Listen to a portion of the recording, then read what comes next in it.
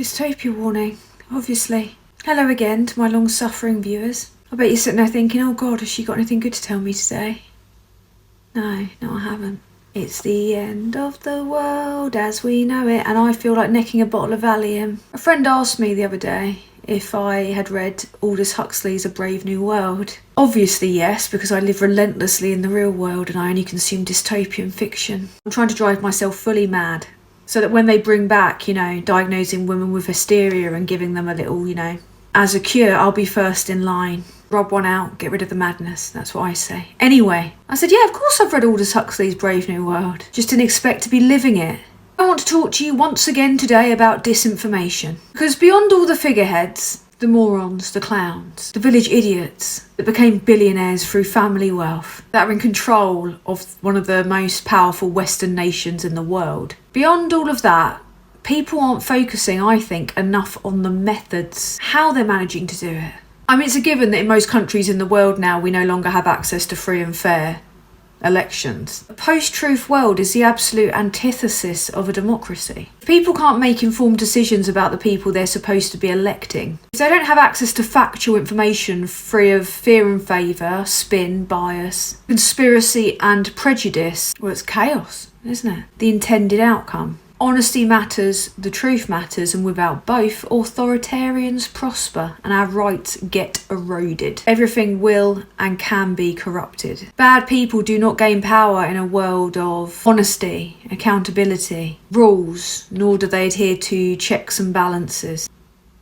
Disinformation is everywhere. It's been gradually seeping in over the years. Sensationalist headline with absolutely no factual basis, designed to provoke an emotional response in the reader. What most people aren't aware is that the people that run those newspapers are mates with the parties they're promoting. See the Conservatives, Dacre, Murdoch, all people that are way more powerful than our politicians. But as I've discussed previously, people are moving away from legacy media. And there is no place more easily corrupted than the internet. It's a wild west, it's a free-for-all. And social media has been fully co-opted, in addition to propaganda outlets like GB News, or the Daily Mail, or the Sun, or a growing number of news stations, platforming populists so that they can spread conspiracy and make it mainstream, giving people like that a false sense of authenticity. Well, he's been on the news, he must be alright. No, mate. The truth is, we're not safe anywhere. Deepfakes are on the rise and becoming more realistic. AI art is becoming more realistic, and it will be used in this kind of like political online warfare to a greater extent. It will reach a point where we won't know what's real at all. Again, fueling the chaos.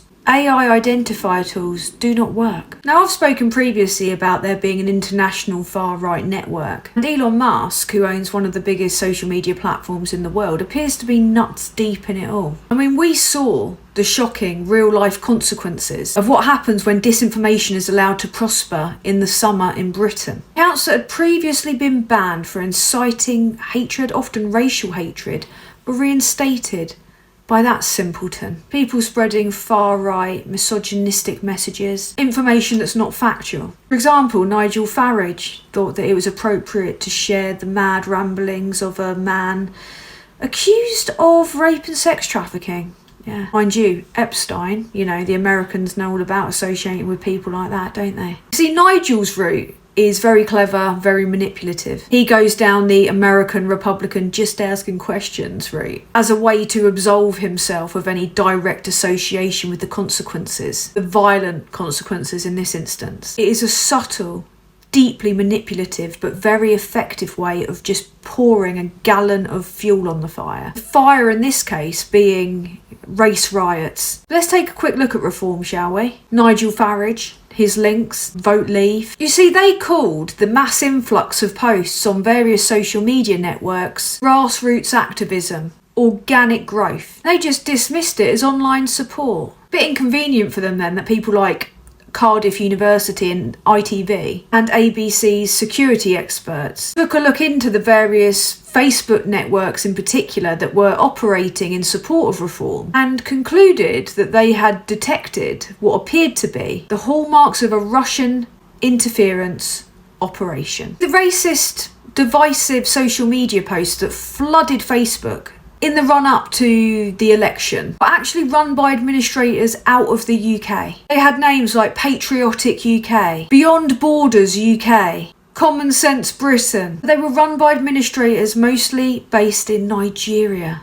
Oh, the irony. And the Facebook ads were paid for using Nigerian currency. And who were they targeted at? The uneducated, people that aren't particularly internet savvy. Just like they targeted their MPs in deprived towns, where people are much more likely to believe the con of the bullshitters. In 2019, Channel 4 News revealed how Leave EU faked inflammatory posts and videos designed to demonise immigrants, staged videos about migrants. 4 weeks pre-referendum, their most popular video was titled Worrying Scenes from Europe. One of the scenes featured what appeared to be a really disturbing piece of footage of a woman being attacked by multiple men, right?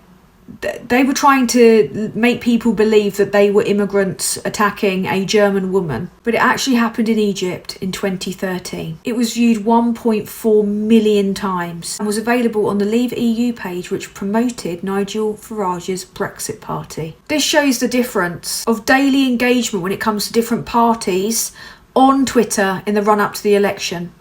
The light blue is reform. Global Witness found a small group of ex-users engaging in bot-like behaviour, which posted more than 60,000 tweets just after the general election was announced. Estimated to have been seen over 50 million times. They don't know if it's interference paid for by foreign governments, but the outcome is the same because this drowns out real engagement and real political discussion. It floods the zone. But to be this organised has all the hallmarks of foreign interference, planned ops. It provides an unfair advantage and it is winning votes through subterfuge because a lot of the posts that are put up by these groups aren't just racist and divisive, but they're false. They refer to conspiracies like the Great Replacement Theory, designed to make people mistrust and dislike people that have a different skin colour to them. And they're brainwashing a lot of people. So when you look at how Reform won as many votes as they did, you've got to ask yourself how many of those votes were won fairly based on the truth. Judging by what I've seen, not very many. They don't target people that critically think. As rich, privately educated men, they target people that they think are thick, which are the working classes. People that they immediately assume can be easily duped into being racist. They've got you fighting culture wars instead of class wars. These campaigns are coordinated and planned. But when asked for comment, Reform say it's all organic and they dismiss the idea that foreign troll farms could sway voters.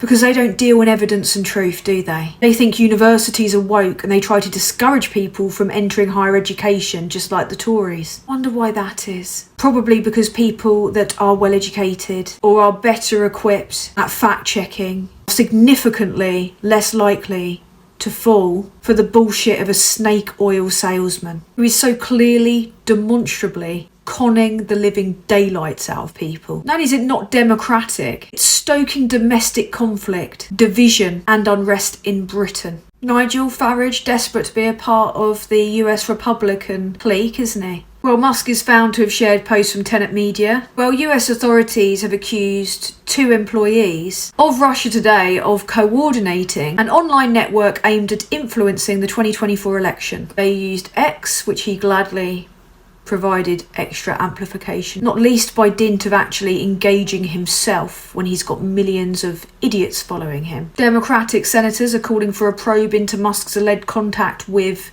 Russia. His numerous alleged communications with Putin's deputy chief of staff. Musk, the guy that Donald Trump has picked to lead the Department of Efficiency.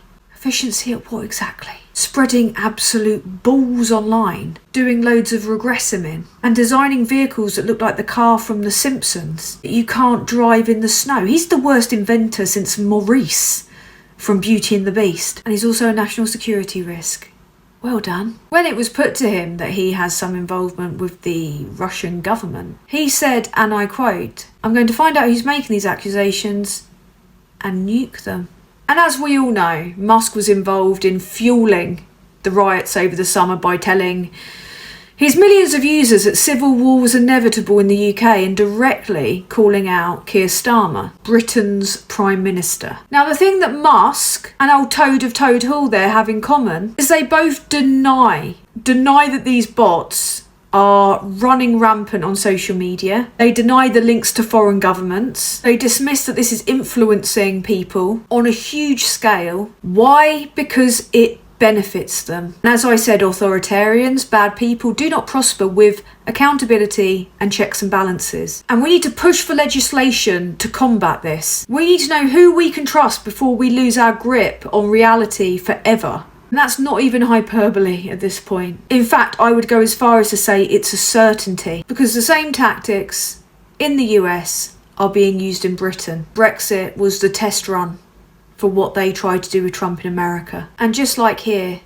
the colours reversed, obviously. There's the same tactics. Just look at the unanimous states in America. Oklahoma voted Trump, right? 44th in education, 49th in healthcare. Massachusetts, predominantly Harris. First in education, second in healthcare. Do you see the point I'm making? We need to get in touch with and lobby our MPs. I highly recommend going to Movement Forward, subscribing for updates, but also signing the disinformation petition to create a public consultation on freedom of speech and disinformation. The aims of this petition is to safeguard free expression, promote digital literacy, accountability of media platforms, accountability of individuals, ministers, the media and tech, a consultation on the effects of AI and algorithms in our national narrative, regulation of news publishers, and to look at the potential financial incentives of inciting division. We believe we must learn and act to protect our democracy. There will be a link provided if you wish to go ahead and sign that petition. If we get to 100,000 signatures, they have to debate it in Parliament. And this is a debate that has to happen sooner rather than later. We have to get a grip on people like Musks, people like Farage and Reform,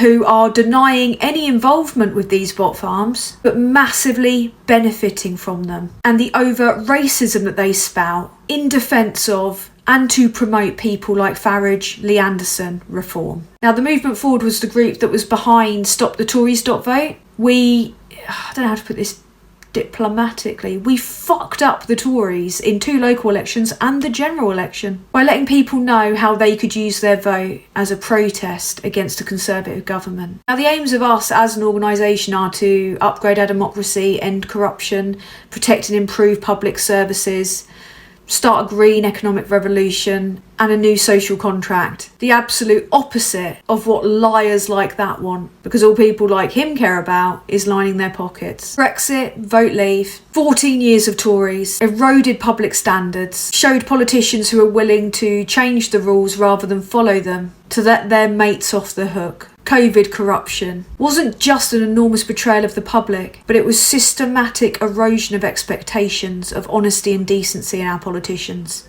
So sign the petition and also write to your MP, maybe, now we've got a Labour government. I understand that under the Tories that was about as much use as, I don't know, wanking into the wind, opening the window and shagging the night. But now we've got more hope of pressuring and lobbying a Labour government than we have a Conservative government, so let's start making use of it. This is just the beginning, but it's a very important start. We have to stand up for our rights before we lose them, and we have to consign people like that to the dustbin of irrelevance, take away their money and their power, and you'll see him for what he is, which is essentially just a used car salesman. Until next time, don't have nightmares.